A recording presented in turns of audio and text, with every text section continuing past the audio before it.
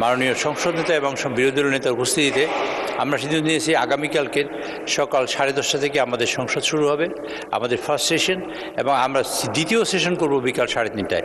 প্রয়োজন যদি হয় তাহলে আমরা দেখব, এবং আগামী বৃহস্পতিবারের বেসরকারি সদস্যদের যে দিন আছে সেটাকে আমরা খণ্ডন করেছি, এই জন্য সেটাও সরকারি দিবস হবে, বেসরকারি সদস্যদের সেই দিন থাকবে না।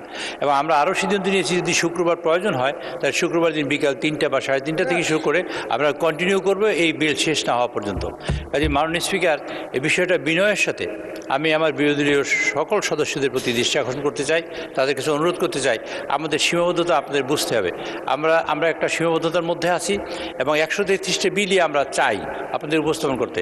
এখন যা করতে চেষ্টা করব বা করছি তা হলো এই, যেসব বিল কোনো সমস্যা নেই এবং হার্মলেস, এবং আমরা একমত হয়েছি আমাদের বাছাই বিশেষ কমিটিতে সেই সব বিলগুলো আমরা আগে আনছি এবং সেই সব বিলগুলো পাস হয়ে যাক, এবং সেগুলোতে আলোচনা সমালোচনার কিছু নেই, আমরা একমত হয়েছি।